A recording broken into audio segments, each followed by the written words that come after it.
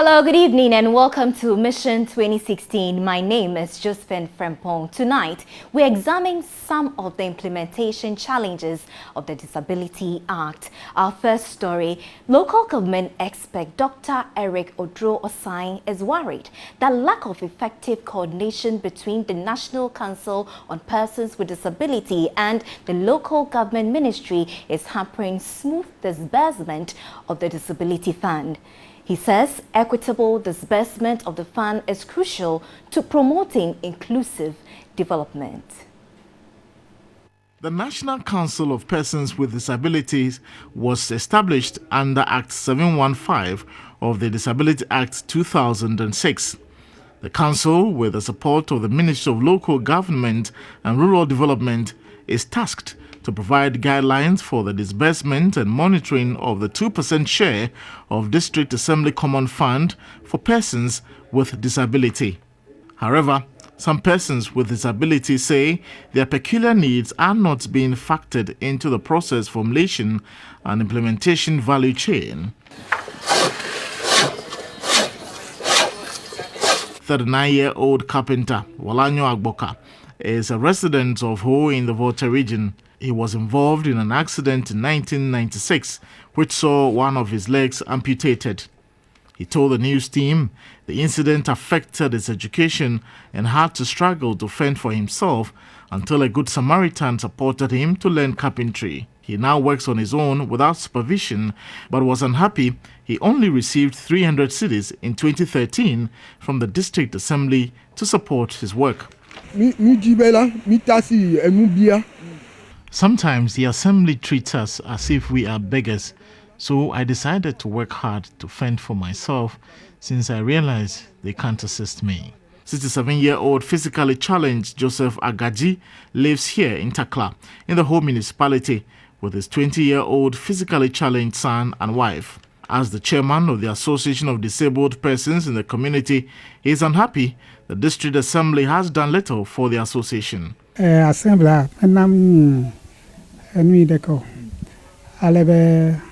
Assembly has not really done anything for us. It was in 2012 when some monies were given to us, but nothing has been done again since then. Assemblyman of the area, Jacob Mauli Klu, wants an effective monitoring system to guide the efficient use of the funds by beneficiaries. They can monitor them that, oh, I've given you 500 Ghana, I've given you 1,000 Ghana. Do this within 2 months or 3 months. I'll come and see how best you are going or doing with the money.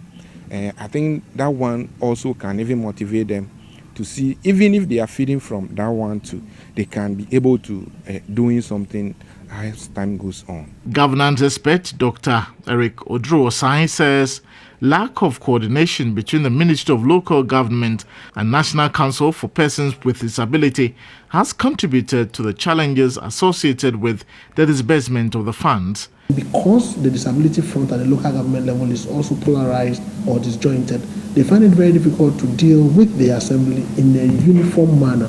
So they deal with the assembly individually. So then it has become a piecemeal approach towards financing or supporting people with disabilities. He recommends the way forward is promoting transparency in the disbursement of the funds. Dr. Osai believes effective implementation of the Disability Act will help give practical meaning to inclusive development. We would have to fully operationalize the National Disability Act. The moratorium period is over. It is ending this year. By next year, we have to fully implement it.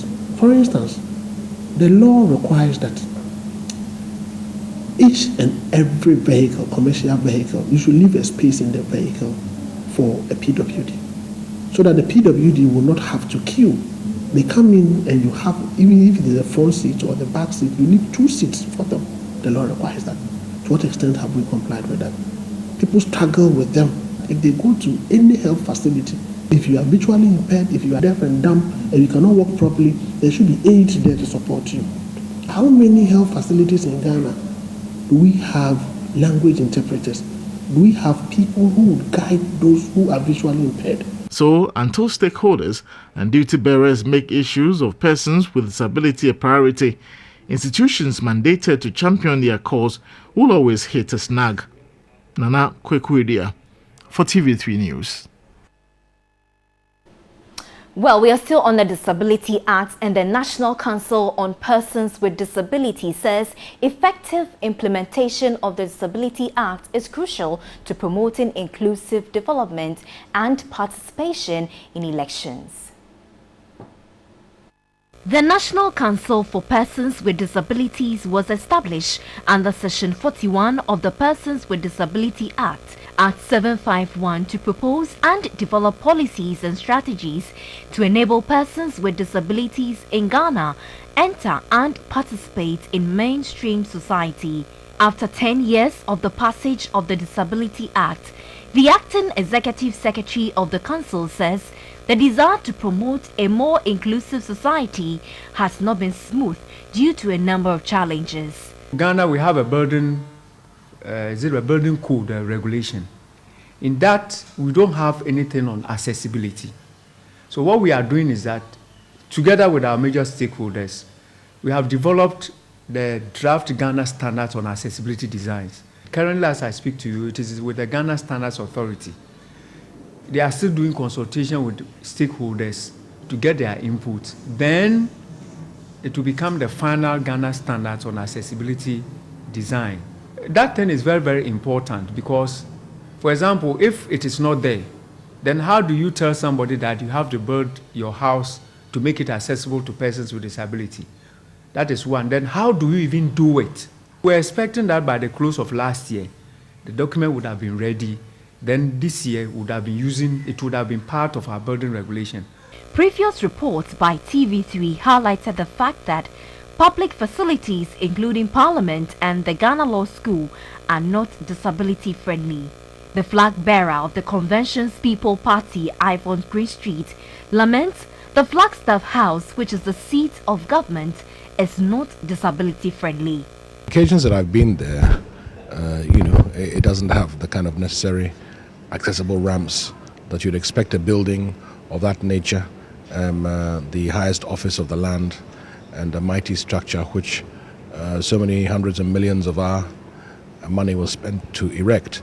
But I think not to talk just about, Flagstaff House. So many public buildings that ought to be accessible are not accessible, especially the ministries and other key organizations like district assemblies around the country. In a lead up to elections, some persons with disability have reiterated several challenges that affect their participation in elections. The police stations, they are not all that conducive.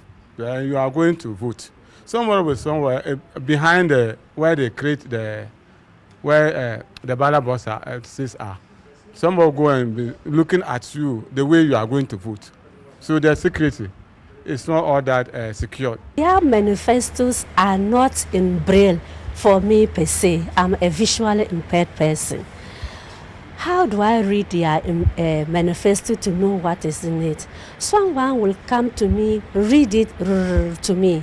I will hear it, but I have to sit down in my own leisure time, in my own room, read over it, and now know which political party I'm to vote for. The Acting Executive Secretary of the Council is worried political parties have failed to focus on the needs of persons with disability. And when they are holding the debates, they don't include sign language interpretation. So what it then means that the deaf do not benefit. So what we have suggested to them in the mainstreaming is that when you are going out there to do your community debates, include sign language. The information, for example, if you pass your resolution, you can have 1 or 2 copies in other accessible format, so that the visually impaired who can read the Braille and other accessible format can have access to the information, so that they will also be able to follow what is going on and contribute. Sometimes we think that persons with disability have no contributions to make, but if we give them the opportunity, you will realize, sometimes you will marvel the kind of ideas and suggestions that they have. The Council also lauded the Electoral Commission and the National Commission on Civic Education for their effort to promote inclusive politics. Well, that's how we wrap up for Mission tonight. Many thanks for watching. My name is Josephine Frempong.